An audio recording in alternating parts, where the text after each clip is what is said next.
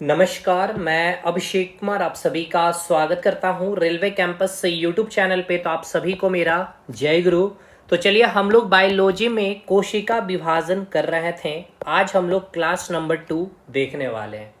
तो चलिए भाई, हम लोगों ने क्या क्या पढ़ लिया एक बार मैं आपको फटाफट रिकॉल करवा देता हूँ। देखिए, क्लास 1 में मैंने आपको क्या बताया था, कोशिका विभाजन के उसको मैंने फिजिकली प्रैक्टिकली चीज़ों को दिखा करके समझाया कि जो जैसे कि मैंने कहा था कि कोई बच्चा का जैसे कि न्यू बॉर्न बेबी है अभी, ठीक है, इसका क्या हुआ भाई, ग्रोथ हुआ। ग्रोथ होने के बाद अब ये कौन सा स्टेज में पहुंच चुका है, अडल्ट स्टेज में। अडल्ट स्टेज में कहने का मतलब है कि एक ऐसे स्टेज में अब आ गए तो इसकी हाथ की लंबाई या पैर की लंबाई तो नहीं बढ़ रही होती भाई, या हाथ की लंबाई या पैर की लंबाई जो ग्रोथ देखने को मिला, यहाँ हो क्या रहा था भाई, सेल का डिवीजन हो रहा था, मैंने समझाया। फिर एक समय के बाद क्या, जब इसके ग्रोथ यहाँ पे रुक गई तो क्या सेल डिवीजन नहीं होगा, बिल्कुल होगा। तो यहाँ पे सेल डिवीजन किस लिए, रीजनरेशन का काम कर रहा था। जैसे चोट लग गया तो कोई स्किन का इतना पार्ट कट गया तो कुछ समय के बाद वहां पे कोशिका विभाजन कर होती है और फिर वो सेल क्या हो जाता है, रिपेयर हो जाता है। तो रिपेयरिंग में भी सेल डिवीजन, ये सब आपने देखा। फिर आपने देखा जो सेल का जो विभाजन होता है 3 प्रकार के, एक होते हैं समसूत्री यानी कि मिटोसिस जिसको कहते हैं। फिर आपने देखा दूसरा जो टाइप था उसको हमने नाम दिया अर्धसूत्री यानी कि मियोसिस का नाम दिया। और तीसरा होता है अमिटोसिस यानी कि आसूत्री विभाजन। तो इसकी चर्चा हम लोग करने वाले हैं।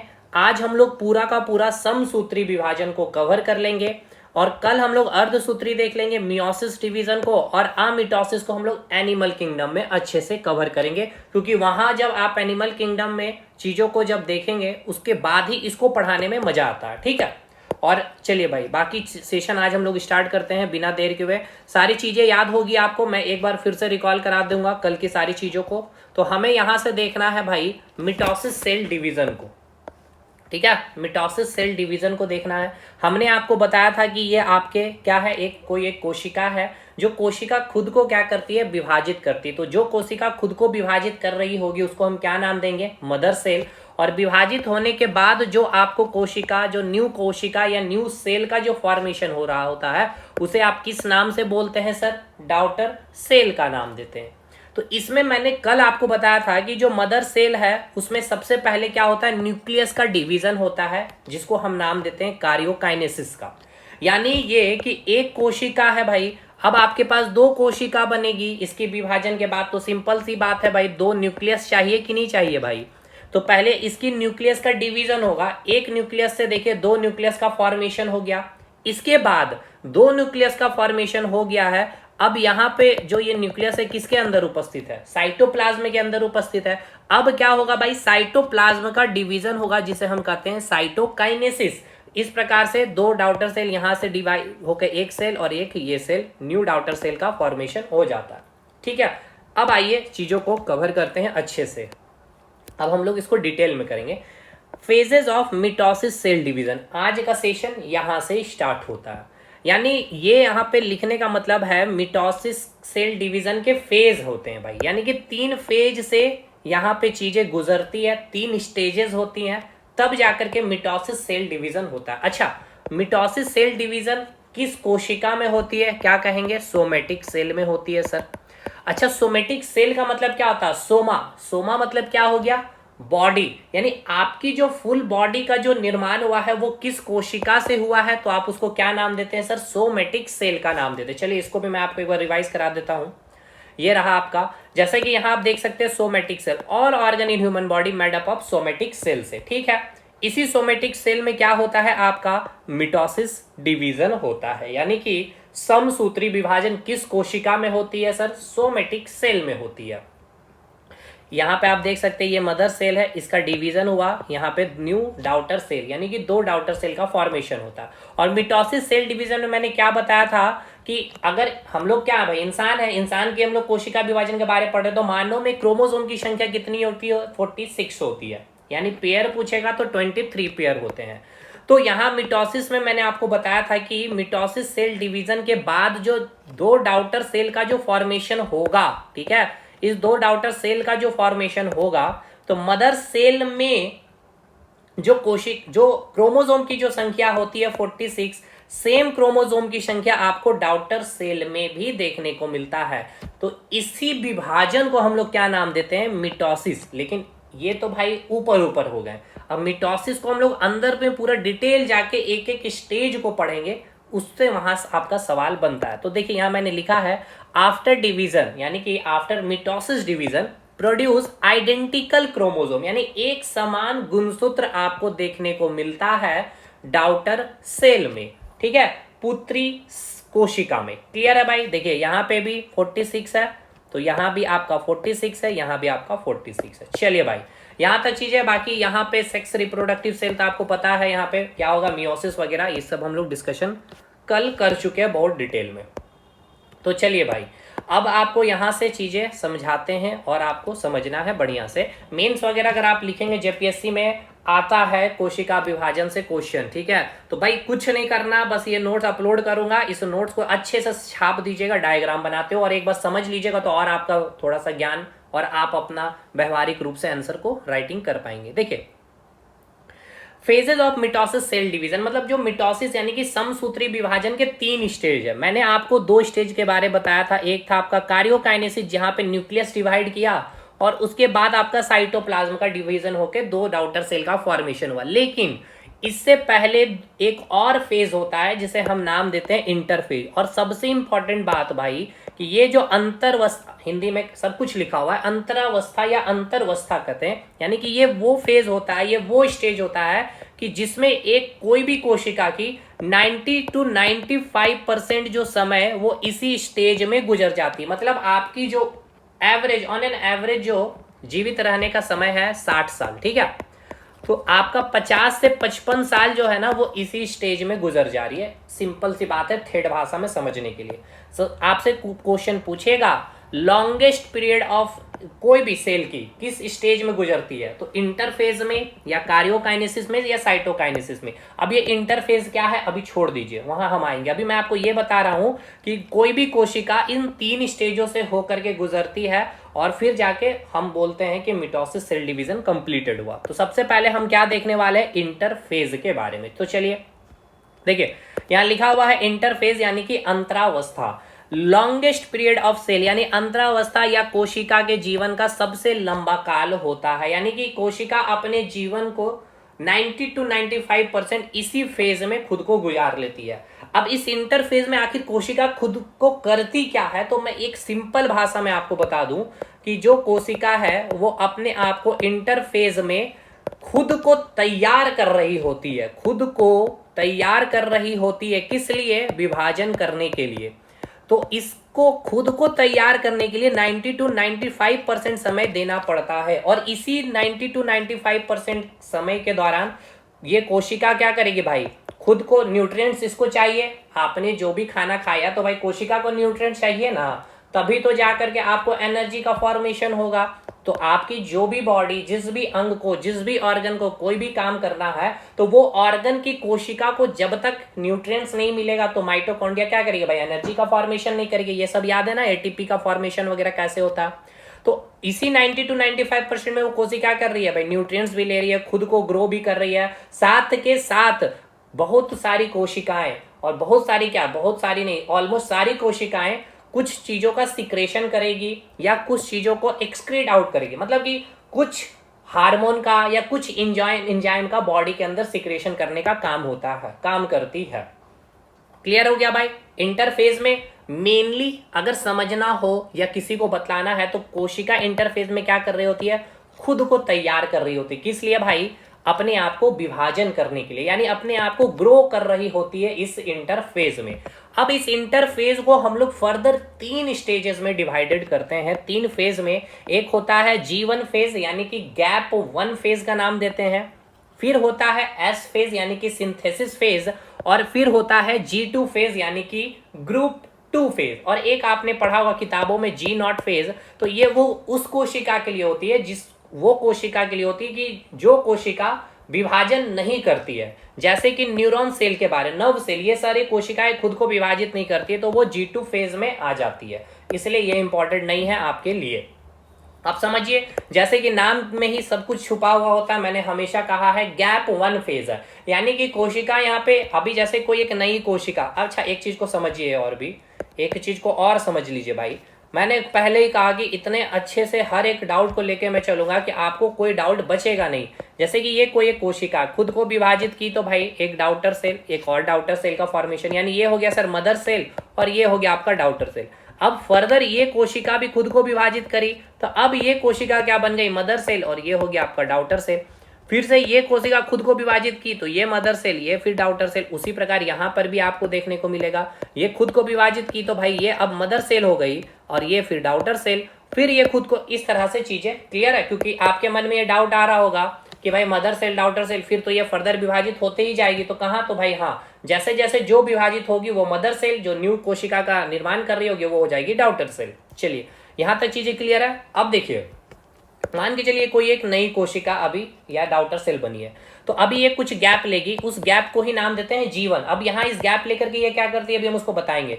फिर आएगा आपका एस स्टेज, यानी कि जिसको कहेंगे सिंथेसिस। सिंथेसिस मतलब कुछ चीजों को यहाँ पर कोशिका बनाएगी और उसके बाद फिर से गैप लेगी G2 फेज में। अब यहाँ पे गैप लेकर के भी कुछ काम करती है, वो भी मैं बताऊंगा। और फिर फर्दर अब इसका क्या होगा, इस कोशिका क्या हो गई, अपने आप को तैयार कर ली है किसके लिए, अपने न्यूक्लियस का विभाजन करने के लिए और फिर से साइटोप्लाज्म का विभाजन करने के लिए, और फर्दर टू डाउटर सेल का फॉर्मेशन हो जाएगा, कार्योकाइनेसिस और साइटोकाइनेसिस की जो बातें मैंने आपको बताई थी। क्लियर है भाई।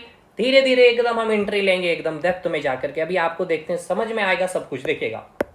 चलिए, तो आपको यहां तक समझ में आ गया सर, बिल्कुल आ गया सर, कि हम पढ़ रहे हैं mitosis cell division. Mitosis cell division जो होती है वो सोमेटिक सेल में होती है। मिटोसिस सेल डिवीजन में जो number of chromosome mother cell और डाउटर सेल में इक्वल होती है।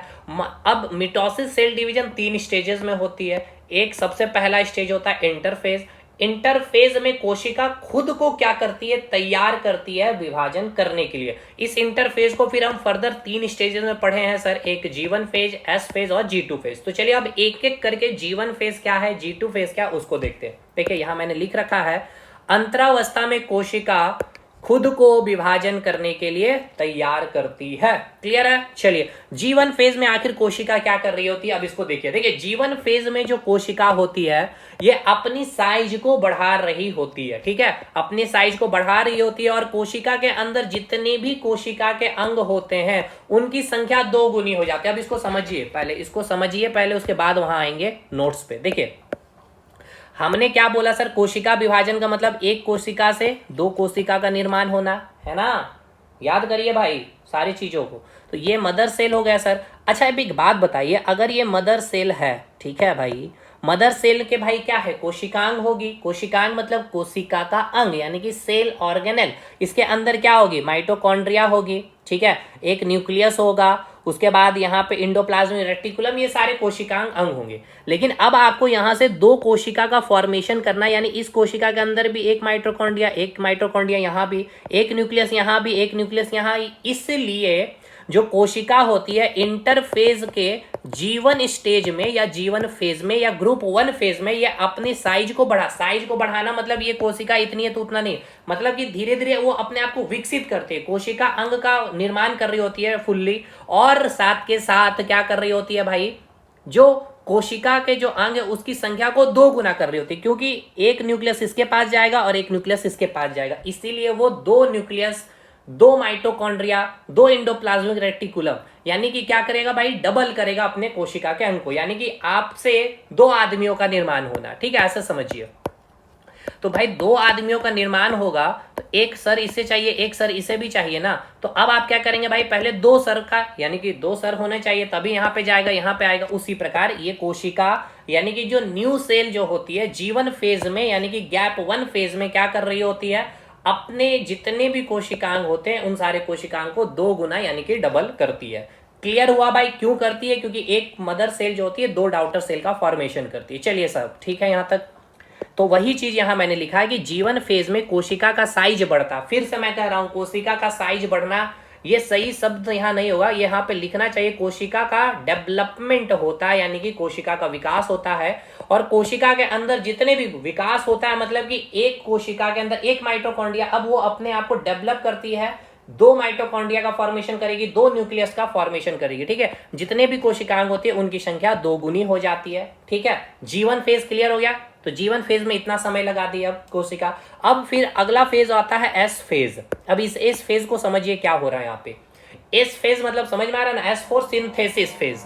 तो सिंथेसिस का मतलब ही क्या होता है, कोई चीज का फॉर्मेशन करना या कोई चीज का निर्माण करना। तो जो कोशिका होती है या जो सेल होती है वो क्या करती है, इस एस फेज में किसी चीज का फॉर्मेशन करती है। किस चीज का फॉर्मेशन करती है भाई, तो जेनेटिक मटेरियल को क्या करती है, डबल करती है। जेनेटिक मटेरियल से आ जाइए, मैं थोड़ा सा रिवाइज करवा दूं फटाफट चीजों को। देखिए मैंने पढ़ाया था सेल, सेल में पढ़ाया था न्यूक्लियस, न्यूक्लियस में मैंने बताया था क्या, अच्छा इसके अंदर क्या है भाई, साइटोप्लाज्म, ट्रांसपेरेंट फ्लूइड होता है। और न्यूक्लियस के अंदर भी फ्लूइड होता है जिसको आप क्या बोलते हैं भाई, न्यूक्लियोप्लाज्म कहते हैं। और यही साइटोप्लाज्म और न्यूक्लियोप्लाज्म को क्या नाम देते हैं, प्रोटोप्लाज्म। और पुरकिंजे साहब ने ये नाम कॉइन किया था। फिर मैंने आपको बताया था कि इस न्यूक्लियस के अंदर थ्रेड लाइक स्ट्रक्चर होता है जिसको आप क्या नाम देते हैं सर, क्रोमेटिन का नाम दे देते हैं। और यही क्रोमेटिन फर्दर जब सेल का डिवीजन होता है तो खुद को कंडेंस्ड करती है। मैं आपको दिखाऊंगा अभी जब न्यूक्लियस का डिवीजन होगा तो खुद को कंडेंस करके ये क्रोमेटिन जो थ्रेड लाइक स्ट्रक्चर जो इस प्रकार से आपको जो दिख रही है ना, ये खुद को क्या कर लेगी, इस प्रकार से क्रोमोसोम का फॉर्मेशन करती है, कंडेंस होकर क्रोमोसोम का फॉर्मेशन करती है। और ये जो आपका क्रोमोसोम है किससे मिलकर बना होता है, न्यूक्लियोप्रोटीन यानी कि न्यूक्लिक एसिड प्लस प्रोटीन। अब न्यूक्लिक एसिड मतलब क्या हो जाएगा, डीएनए और आरएनए। तो क्रोमोसोम में कौन सा न्यूक्लिक एसिड, तो भैया डीएनए। तो डीएनए ये क्या हो गया, एक जेनेटिक मटेरियल हो गया, यानी कि क्रोमोसोम कंप्लीटली क्या हो गया, जेनेटिक मटेरियल। क्योंकि इसी डीएनए के ऊपर क्या होता है, जीन जो एक पीढ़ी से दूसरे पीढ़ी में ट्रांसफर होता है। यानी कि जो अनुवांशिक लक्षण जो पेरेंट्स के होते हैं वो अनुवांशिक लक्षण किसके पास जाते हैं, न्यूबॉर्न बेबी के पास। तो ये जीन ट्रांसफर करता है, इस डीएनए जेनेटिक मटेरियल को लेके जाता है। ये जीन या डीएनए कहाँ है, तो क्रोमोसोम में। तो ये क्रोमोसोम क्या हो गया, कि जेनेटिक मटेरियल हो गया। समझ में आ गया। तो अब आ जाइए, तो ये जो कोशिका है ये एस फेज में यानी कि सिंथेसिस फेज में क्या करता है, जो जेनेटिक मटेरियल को डबल करता है। वही हिंदी में लिखा है, अनुवांशिक पदार्थ दो गुना होते हैं। यानी कि अनुवांशिक पदार्थ समझ गया ना भाई, जो डीएनए है, डीएनए क्रोमोसोम क्या है, क्रोमोसोम किससे बना हुआ, डीएनए न्यूक्लिक एसिड से बना हुआ और साथ के साथ प्रोटीन होता है। तो डीएनए का रेप्लिकेशन होता है। क्यों डीएनए का रेप्लिकेशन होता है, यहां समझ में आ रहा होगा आपको, क्योंकि भाई मदर सेल से दो डाउटर सेल का फॉर्मेशन होगा। तो भाई यहां पर इसको भी अपना अलग से क्रोमोसोम चाहिए या फिर डीएनए चाहिए, इसको भी अपना न्यूक्लियस में डीएनए चाहिए, जेनेटिक मटेरियल चाहिए। इसीलिए एस फेज में क्या होता है, अनुवांशिक पदार्थ दुगना यानी कि डीएनए का रेप्लिकेशन। तो पूछा जाएगा डीएनए का रेप्लिकेशन या जेनेटिक मटेरियल जो फॉर्मेशन होती है कहां होती है, तो सिंथेसिस फेज में। इंटरफेज के कौन से स्टेज में, एस फेज में। एक डीएनए से दूसरे डीएनए का निर्माण होता। तो क्लियर हो गया, एस फेज भी समझ में आ गया, ठीक है सर। चलिए अब आगे बढ़िए G2 फेज में। अब G2 फेज में क्या है भाई, कोशिका अब अपने आप को पूरी तरह से पूर्ण रूप से तैयार कर ली है, किस लिए, विभाजन करने के लिए। In G2 phase cell is completely ready for division. तो क्या इंटरफेज अब आपको क्लियर है। चलिए मैं एक बार आपको फटाफट रिवाइज करवा दूं। चलिए भाई इसको स्पेस ले ले रहे हैं हम लोग यहाँ पे। हमने आपको बताया क्या सर, हम लोग पढ़ क्या रहे थे भाई, हम लोग पढ़ रहे थे मिटोसिस यानी कि समसूत्री विभाजन। देखिए इतने टिपिकल चीजों को इतना आसान कर दूंगा, ठीक है ना, इतना ही तोड़ दूंगा टॉपिक को कि फिर आपको लगेगा कि नहीं कि चीजें इतनी टफ थी, नहीं थी भाई, आप खुद कहेंगे। देखिए हमने ये कहा कि मिटोसिस सेल डिवीजन में कि ये जो होते तीन स्टेजेस से चीजें प्रक्रियाएं चलती है। सबसे पहले मैंने बताया इंटरफेज, ठीक है। अब इंटरफेज में मैंने आपको थेड भाषा में बताया कि इस फेज में कोशिका का 90 to 95% समय यहीं पे निकलती है। और ये करती क्या है, तो खुद को ग्रो करती है या तैयार करती है, किस लिए, विभाजन करने के लिए। अब ये तीन फेजेस में होती है, यानी कि तीन स्टेजेस में होती है। सबसे पहला स्टेज था आपका जीवन फेज, फिर आपका एस फेज और फिर आपका G2 फेज। जीवन फेज में क्या कर रही होती है कोशिका, यानी कि गैप 1 में खुद के जितने भी कोशिकांग को डबल कर रही होती है। यानी कि जो भी कोशिकांग होती है कोशिका क्या करती है, उसको डबल करती है, यानी दो गुना करते हैं, यानी कि सेल ऑर्गेनेल डबल हो जाते हैं, यानी कोशिका खुद को ग्रो करती है। एस फेज यानी कि सिंथेसिस फेज, तो भाई कोई चीज का फॉर्मेशन करेगी, जेनेटिक मटेरियल का फॉर्मेशन यानी डीएनए का रेप्लिकेशन होता है। और फाइनली G2 फेज या G2 स्टेज में कोशिका क्या है, पूर्ण रूप से कंप्लीटली रेडी है डिवाइड करने के लिए। हो गया रिवीजन। चलिए यानी ये जो कोशिका थी, ठीक है, ये हो गया कोशिका का न्यूक्लियस, यानी ये हो गया आपका मदर सेल। अब ये पूरी रूप से ये इंटरफेज क्लियर कर चुकी है, इतना लाइफ स्पेन कर चुकी है 90 to 95%। अब ये विभाजन के लिए रेडी है। तो भैया सबसे पहले विभाजन किसका होगा? न्यूक्लियस का। याद करिए, मैंने बताया है, यहाँ आ जाइए मिटोसिस सेल डिवीजन में, ये रहा भाई, देखिएगा, इसको क्लियर कर ले रहा हूं तब आपको और अच्छे से समझ में आएगा। यानी आपने क्या कर लिया, इंटरफेज में हर एक चीज को, मदर सेल के बारे में देख लिया कि इंटरफेज में अब ये मदर सेल क्या है भाई, तैयार है विभाजन करने के लिए। सारे कोशिकांग डबल हो चुके हैं, जेनेटिक मटेरियल फॉर्मेशन हो चुके, डीएनए का रेप्लिकेशन हो चुका है। अब होगा क्या, तो केवल ये जो न्यूक्लियस है, ये न्यूक्लियस का अब डिवीजन होगा, यानी दो न्यूक्लियस का फॉर्मेशन हो जाएगा। क्यों भाई? क्योंकि सारे कोशिकांग और जो भी जेनेटिक मटेरियल डबल हुए तो भाई दो न्यूक्लियस को सेपरेट में चले जाएंगे सारे कोशिकांग, और फिर फर्दर ये साइटोप्लाज्म यहां से अलग होकर के दो डॉटर सेल का फॉर्मेशन करेंगे। तो चलिए अब देखते हैं कार्योकाइनेसिस यानी कि न्यूक्लियस का डिवीजन के सारे कंसेप्ट को। चलिए भाई, यहां भी इंपॉर्टेंट है, अब देखिएगा 4 स्टेज से यहां चीजें चलेगी। कार्योकाइनेसिस यानी कि division of nucleus in 4 stage, यानी कि न्यूक्लियस का जो विभाजन होगा वो 4 स्टेजेस में होता है। ठीक है, 4 स्टेजेस में होता है। सबसे पहला स्टेज होता है प्रोफेज, नाम में है प्रो, यानी कि न्यूक्लियस के विभाजन से पहले वाली ये स्थितियां हैं। ठीक है, तो देखिए प्रोफेज में कोशिका क्या कर रही है, न्यूक्लियस है भाई, मैंने क्या बोला, अब कोशिका पूर्ण रूप से तैयार है, इंटरफेज को क्रॉस कर चुकी है, अब घुस चुकी है कार्योकाइनेसिस में, यानी कि अब यहाँ पे क्या होगा, न्यूक्लियस का डिवीजन होगा, और यहाँ डिवीजन 4 स्टेज में न्यूक्लियस का होगा। सबसे पहला फेज होता है प्रोफेज। इस प्रोफेज में क्या होता है, न्यूक्लियस के अंदर क्या प्रेजेंट है, थ्रेड लाइक स्ट्रक्चर प्रेजेंट देख रहे होते हैं, जिसको हम क्या नाम देते हैं, क्रोमेटिन का नाम देते हैं। अब ये क्रोमेटिन क्या हो रहा है, गुणसूत्र में बदलना शुरू कर रहा होता है। ठीक है, अब ये क्रोमेटिन खुद को क्या करेगा, क्रोमोसोम में कन्वर्ट करना शुरू कर देगा। Chromatin is condensed and form chromosome, यानी कि जो ये कोशिका या फिर ये जो आप सेल देख रहे हैं, इस सेल के अंदर आपका न्यूक्लियस है, इस न्यूक्लियस के अंदर इस प्रकार से धागे नुमा या थ्रेड लाइक स्ट्रक्चर आपको जो दिखाई पड़ रही होती है, इसी को आप क्या कहते हैं, क्रोमेटिन। लेकिन प्रोफेज में आपने क्या देखा, इस प्रोफेज में इस न्यूक्लियस के अंदर जो ये आपका थ्रेड लाइक स्ट्रक्चर जो क्रोमेटिन है, अब ये कंडेंस्ड हो करके क्रोमोसोम का फॉर्मेशन करने के लिए रेडी हो चुकी है। क्लियर है भाई? अब ऐसे एक क्रोमोसोम का मैंने फिगर बनाया है, मनुष्य है तो इंसान के अंदर कितने क्रोमोसोम होंगे, 46 क्रोमोसोम होंगे। चलिए, प्रोफेज का कंसेप्ट क्लियर है कि नहीं ये बताइए। प्रोफेज में क्या हो रहा है, क्रोमोसोम का फॉर्मेशन होना स्टार्ट हो, यानी कि क्रोमेटिन कंडेंस्ड होकर क्रोमोसोम का फॉर्मेशन कर रही है।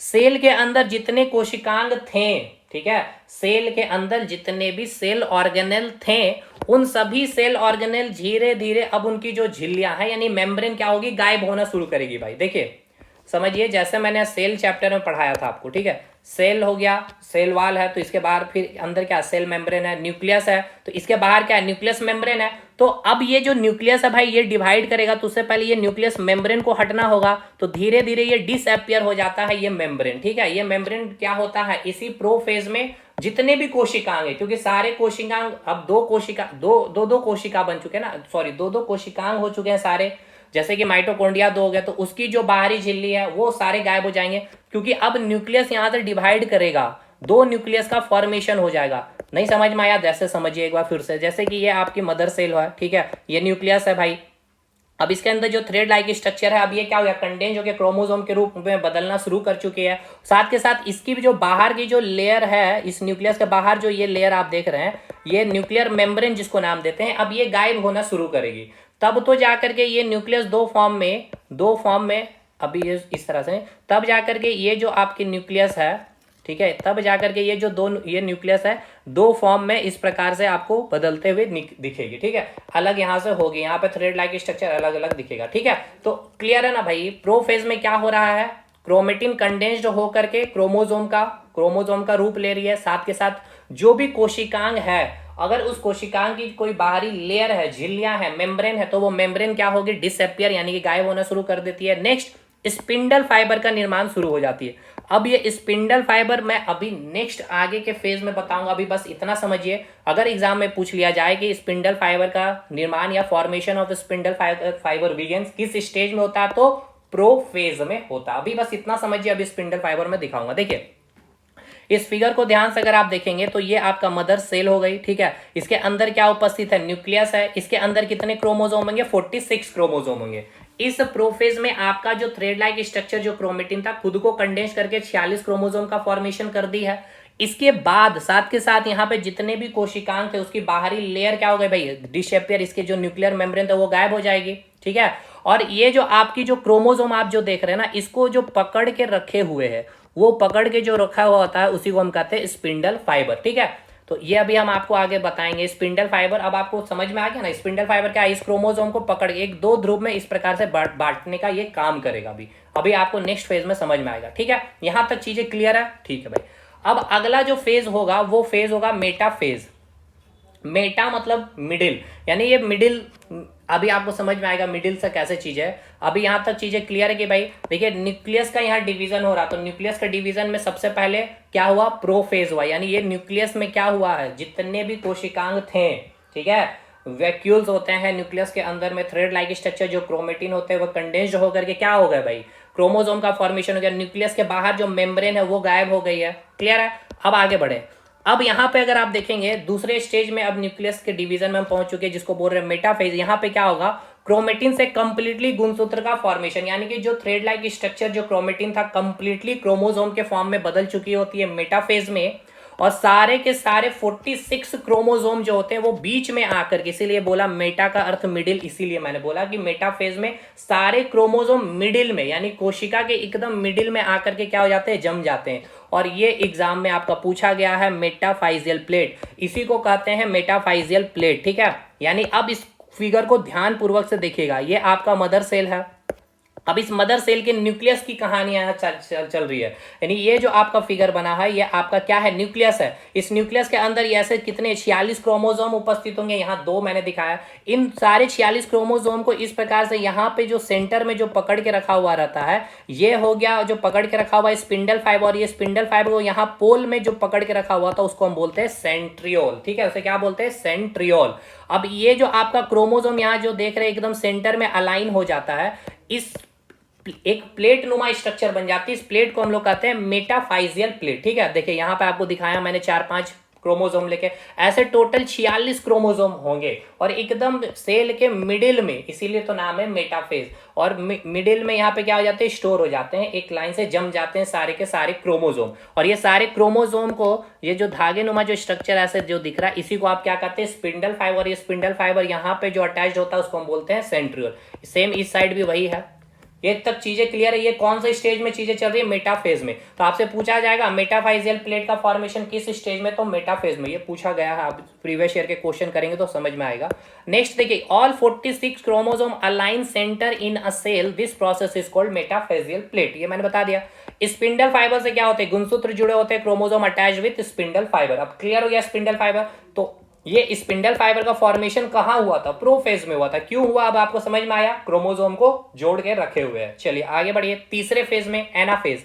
एना का मतलब होता है बैक जाना। ठीक है, अब समझिए बैक का मतलब यहां पे क्या है। इस फेज में क्या होगा, स्पिंडल फाइबर, अब क्रोमेटिड, कल मैंने आपको समझाया था क्रोमेटिड क्या होता है। जैसे कि ये क्रोमोसोम है आपका, ठीक है, तो इस क्रोमोसोम यानी एक पेयर है भाई। अब इस एक पेयर में कितने हैं, 2 क्रोमोसोम है। तो ये जो 2 क्रोमोसोम को हम क्या नाम देते हैं, क्रोमेटिड। फिर मैंने सिस्टर क्रोमेटिड और नॉन सिस्टर क्रोमेटिड के कंसेप्ट को भी दिया है। तो यहां पे आप समझिए एनाफेज में क्या हो रहा है। एनाफेज में, इस फेज में स्पिंडल फाइबर जो होती है क्रोमेटिड को पीछे की ओर यानी बैक साइड खींचना स्टार्ट कर देती है। ये आप जो फिगर देख रहे हैं ये कोशिका की न्यूक्लियस की फिगर है, ये माइंड में, क्योंकि हम लोग अभी पढ़ रहे हैं न्यूक्लियस के डिवीजन यानी कि कार्योकाइनेसिस को।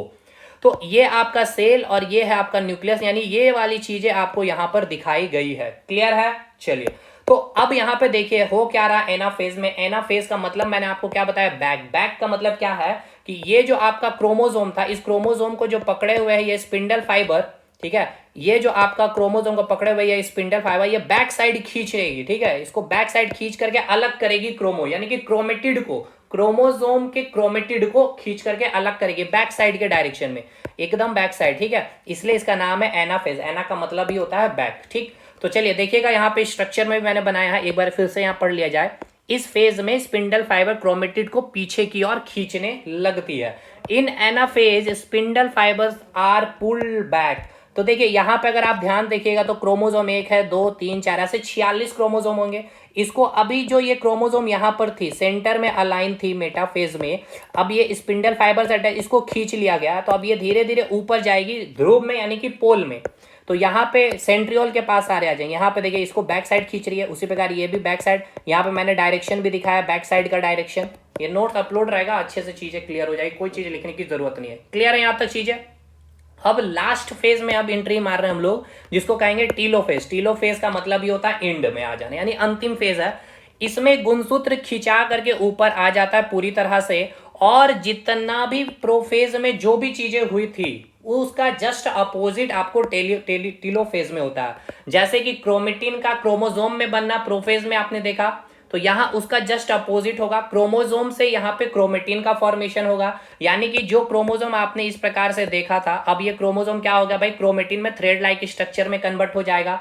सारे सेल मेम्ब्रेन या फिर जितने भी झिल्लियां थी वो सारे गायब हो गए, तो वो सारे अपियर हो जाएंगे, यानी कि न्यूक्लियस जो मेम्ब्रेन थी न्यूक्लियस की, वो न्यूक्लियस मेम्ब्रेन फिर से वापस आ जाएगी। किसमें, टीलोफेज में। जो प्रोफेज में हुआ उसके जस्ट अपोजिट यहां पे होगी।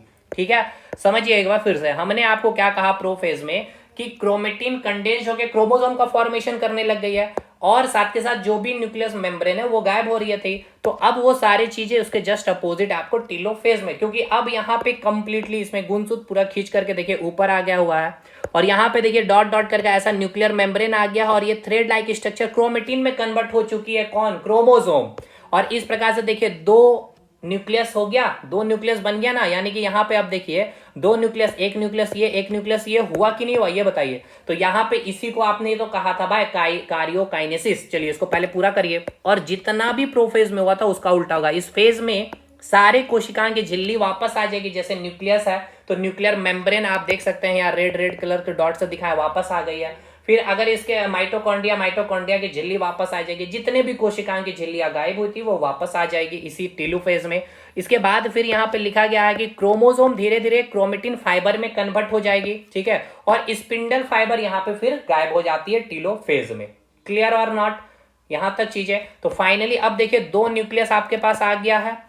क्लियर है, यानी न्यूक्लियस का division completed, karyokinesis is completed, nucleus divide हो चुका है। अब पूरी तरह से दो न्यूक्लियस बन चुका है। न्यूक्लियस के अंदर क्या होंगे भाई, थ्रेड लाइक स्ट्रक्चर। अब क्रोमेटिन जो क्रोमोसोम थी अब वो कंडेंस होकर फिर से वापस क्रोमेटिन में, स्पिंडल फाइबर गायब हो जाएगी, और जो भी मेम्ब्रेन है कोशिकाओं की वो सारे वापस आ जाएंगे। अब यहां तक हम लोग कहां तक पहुंच चुके हैं, देखिए सबसे पहले ये कोशिका खुद को क्या कर लिया है, यानी ये जो मदर सेल थी ये न्यूक्लियस हो गया, इसके अंदर थ्रेड लाइक स्ट्रक्चर प्रेजेंट है, क्रोमेटिन। अभी ये मदर सेल इंटरफेज में थी, इसने अपने आप को पूरी तरह से क्या कर लिया, रेडी कर लिया था विभाजन करने के लिए। G1 फेज, S फेज और G2 फेज में गुजरते हुए G1 फेज में अपने आप को ग्रो किया, सारे कोशिकाओं को डबल किए।